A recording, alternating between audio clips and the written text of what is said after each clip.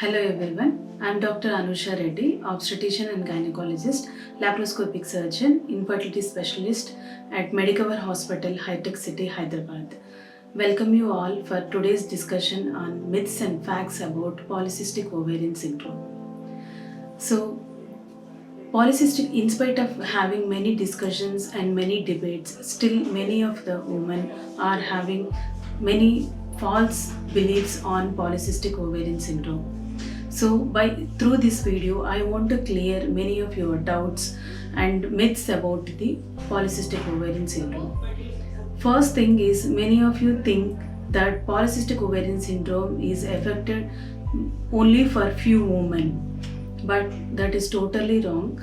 And polycystic ovarian syndrome is almost affecting 25% of women, and 8 to 10% of women in reproductive age group women are suffering with polycystic ovarian syndrome.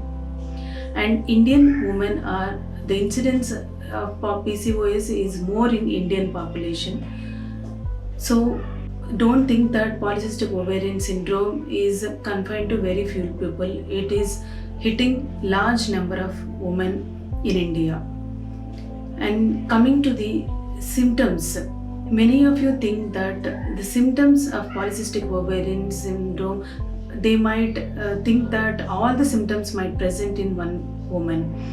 The most commonest symptoms that women have is irregular cycles, and sometimes they might not even have bleeding, that is called amenorrhea, and there is acne, that is pimples, and there is hair loss, that is they might have baldness, and as well as acne and unwanted hair growth. So don't think that always you should have all the symptoms. Sometimes only few symptoms can present. It need not to be that every woman should have all the symptoms. They might present only with few symptoms also. And the commonest belief that woman has is that only reproductive women are having PCOS. That is also wrong. It can affect any age group women, that is including teenage, reproductive age group women, as well as perimenopausal women. So teenage means around 12 to 18 years age group women can affect with PCOS, as well as even 35 to 45 age group women can affect with this disease, as well as perimenopausal women also can get affected by this disease. And the commonest myth everybody has that only obese women get PCOS. That is very false assumption.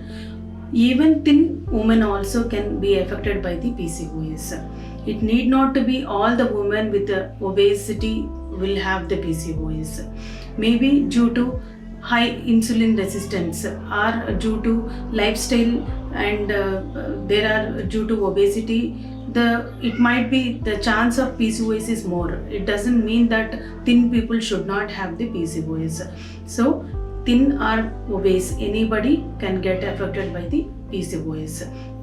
And coming to the hair growth, many of you think that hair growth, unwanted hair growth I'm talking about, will present all over the body. It need not to be. It can present in upper lip, or it can present in upper chest or lower back, or it can present at around the umbilicus or abdomen or in the thighs. It need not to be all over the body. And many of you think that they can't conceive if you have PCOS. That is also wrong. And if you change lifestyle modification and some amount of discipline and some good physical activity, can definitely, and with the help of doctors, you can conceive anytime. So coming to the investigations part and treatment part of PCOS, investigations, the commonest investigations we do is thyroid profile and serum prolactin values, and even we do hormonal assay, and we try to evaluate whether you have any increase in male hormones in your body by doing serum testosterone, and we find out that you have any male factor or any androgen factors is there. So treatment is good lifestyle modification, and regular exercise, that is 30 to 45 minutes vigorous exercise is moderate to vigorous exercise, as well as at least 150 minutes you need to exercise per a week. If your cycles are irregular, then you need to consult your doctor, and we give you oral contraceptive pills or hormonal pills to regularize your cycles. If you have any androgen features, we will support you by giving few medications. As well as if you are not able to conceive, by doing all these lifestyle modification and regular exercise, in spite of that, if you are not able to conceive, then we put you on ovulation induction drugs. And many of us ask us that, can you help us is there any medication for weight reduction? Weight reduction, it is not preferable to give any medication. Maybe metformin, that is oral hypoglycemic drug, can help you for weight reduction, but there is no other special drugs for weight reduction. Only we can morbidly obese women can go for bariatric surgeries, and if moderate weight gain or moderately obese women can lose their weight by diet, strict diet. We give you a diet chart which has low carbohydrate and low glycemic index diet, which will help you in reducing the weight. And by doing all this, by weight reduction and by giving you on ovulation induction drugs, and we try to help you in conceiving. So never think that PCOS, if it is treated, it will be reduced forever.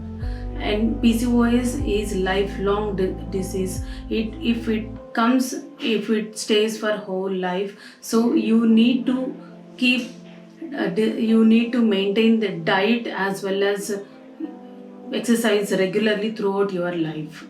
So by your lifestyle modification, you can keep the disease under control. So this video might have helped you in clearing many of your doubts. And if you have anything further, you can come down anytime to Medicover, and I am always there to clear your doubts. Thank you.